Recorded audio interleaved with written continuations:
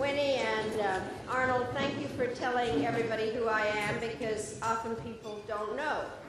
I was coming back from China not long ago, and Chicago was the first port of entry, and I was there getting undressed for the security people, and I put my stuff down on the conveyor belt, and the lady ahead of me said, "So where'd you get all those screw-top bottles? My bottles all leak." I said, "Well, I got them at the Container Store," and then as I was going through the magnetometers, the TSA guard looked at me and he said, "Oh my God, it's you." He said, "I'm from Bosnia and we love you in Bosnia, and if it weren't for you, there wouldn't be a Bosnia, and you're always welcome in Bosnia, and can I have my picture taken with you?" So he stops the whole line, and we have our picture taken, and then I go back to get my stuff. And the lady of the screw-top bottle says, "So what exactly happened here?" And I said, "Well, I used to be Secretary of State." And she said, "Of Bosnia?"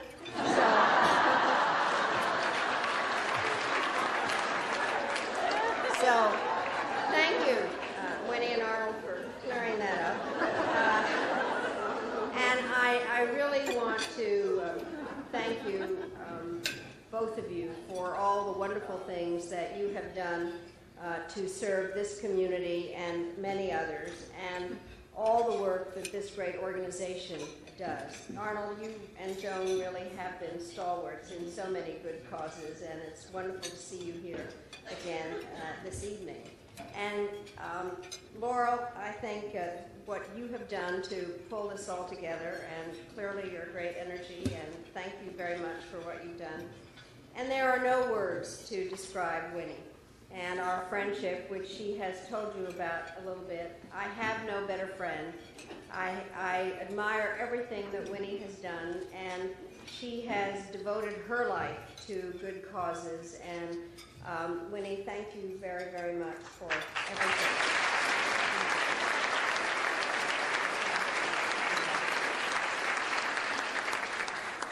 Half a century of friendship. I don't talk to you about my oldest friend. And Mike, her wonderful husband Mike.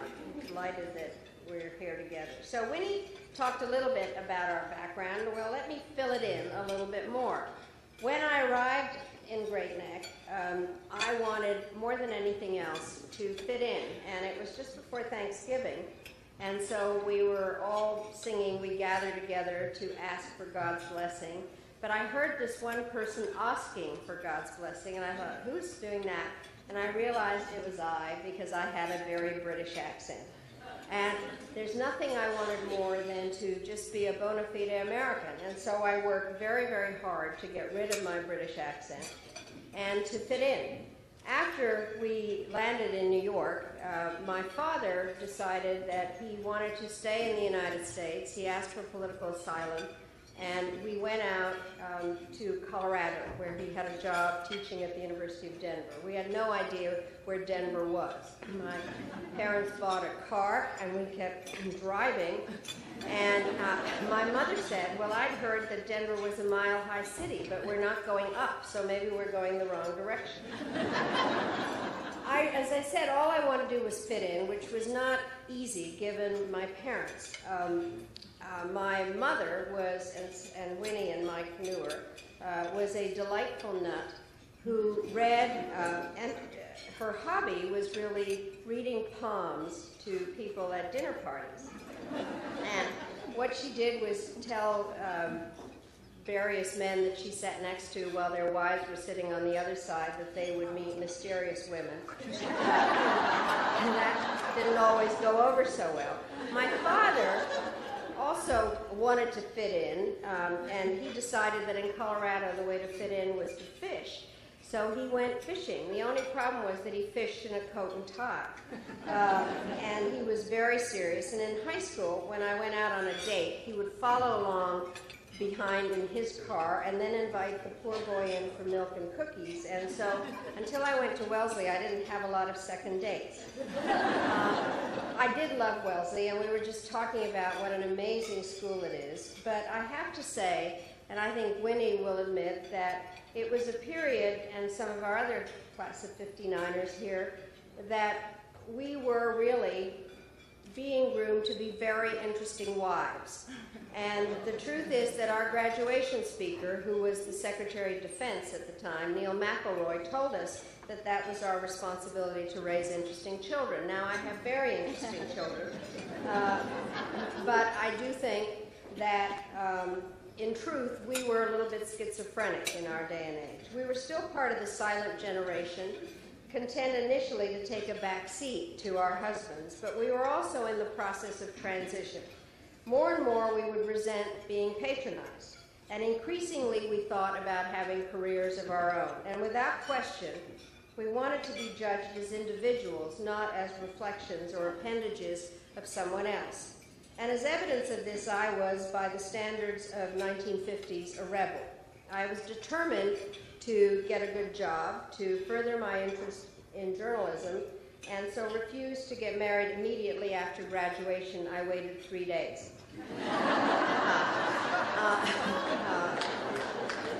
And it turned out that I would not be hired for my first professional position until I was 39.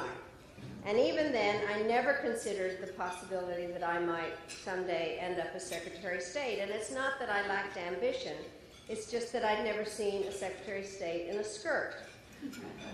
I will never forget actually being sworn into the job and then walking into my office down a mahogany hall that was lined with portraits of my predecessors, all of whom were men and who were only distinguished from each other as to whether they were clean-shaven or had beards or mustaches. And I had the feeling that maybe the walls of the State Department might shake a bit when my portrait went up. It did go up, to be followed by Colin Powell, and now, as my granddaughter said to her mother, my daughter, "So what's the big deal about Grandma Maddie being Secretary of State? Only girls are Secretary of State."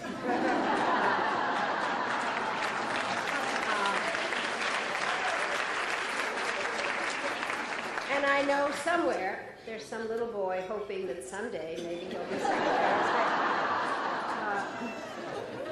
But it was a big deal then, and I was determined to make the most of the opportunity. And one of my goals was to see that efforts to lift the lives of women and girls became part of the mainstream of U.S. foreign policy. So among the first steps I took as Secretary of State was to assemble a club consisting of all the world's women foreign ministers. There were not many of us.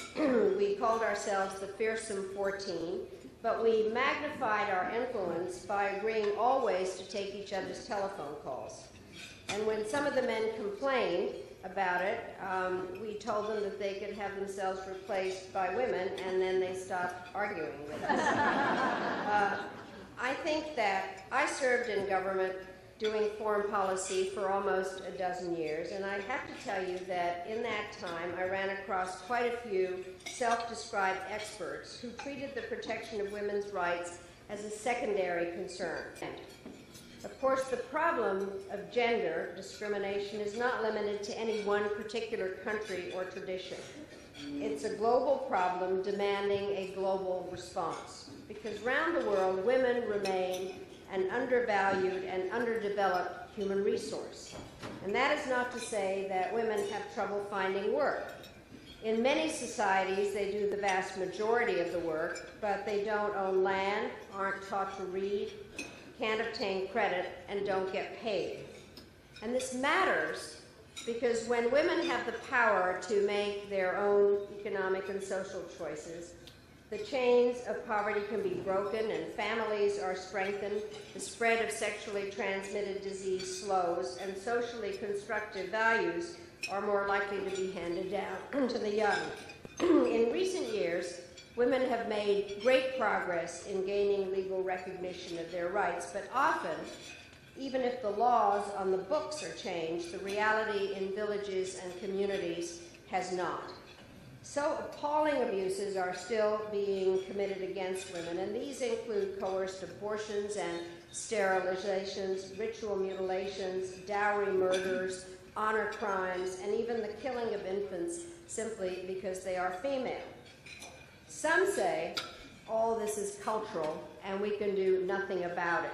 I say it's criminal, and we each have an obligation to stop it.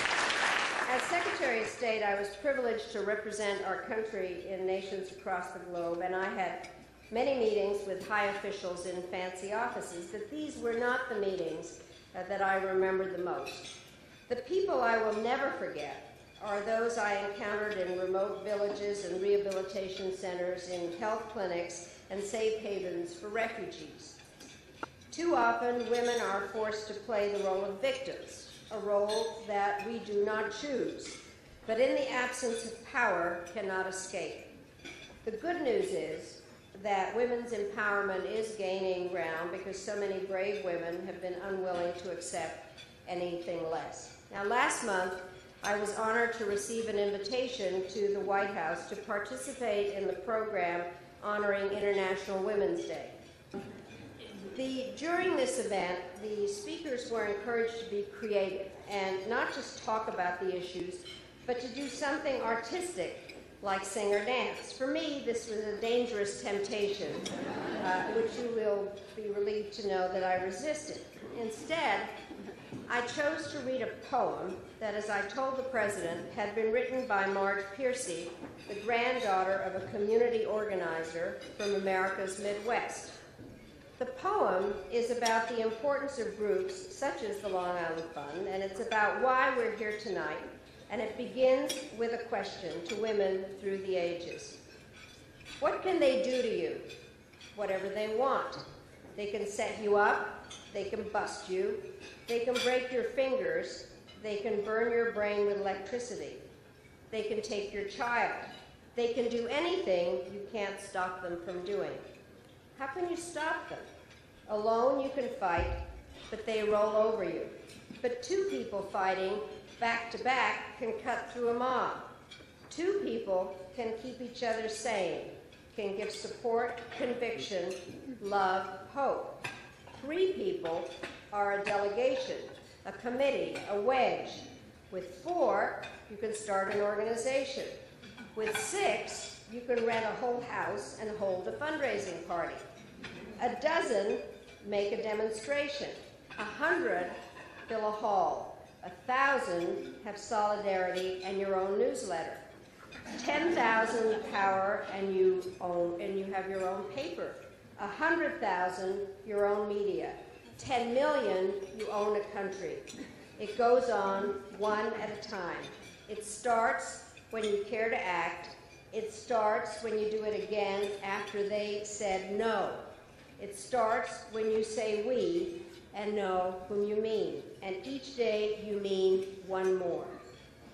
As the poet's words remind us, progress in improving the lives of women and girls takes place step by step so that each victory becomes a platform upon which the next may be built.